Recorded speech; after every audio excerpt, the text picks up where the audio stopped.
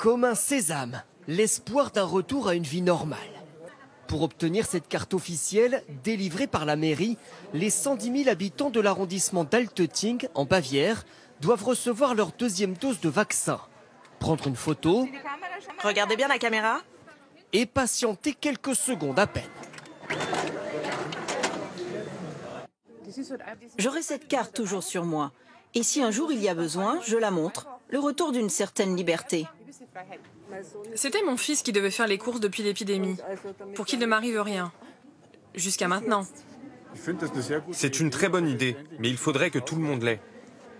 Pour l'instant, cette initiative strictement locale n'est que symbolique. La carte ne donne pas de droit particulier. Mais tout est prêt, au cas où. Au dos, il y a un QR code qui peut être scanné à l'aéroport. Et on peut comparer ça avec les données de la carte d'identité. Montrer cette carte pour voyager, mais aussi peut-être à l'avenir pour aller au restaurant, entrer dans un musée ou dans les magasins. Ce restaurateur à Altötting est impatient de pouvoir enfin rouvrir.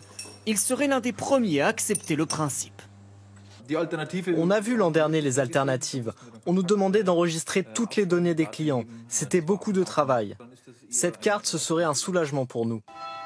Le problème, c'est qu'en Allemagne, seulement environ 2% de la population a déjà reçu les 2 doses de vaccin.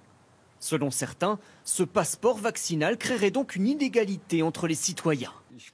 J'ai peur de cette société à 2 vitesses. Officiellement, la vaccination n'est pas obligatoire, mais avec ce passeport, ce serait une obligation indirecte. Est-ce que je pourrais partir en vacances si je ne suis pas vacciné? Je trouve que ce serait très injuste. On vit en démocratie. L'expérience d'Altötting est observée dans toute l'Allemagne. Selon Angela Merkel, une version 100% numérique de ce passeport devrait être disponible au plan national d'ici l'été.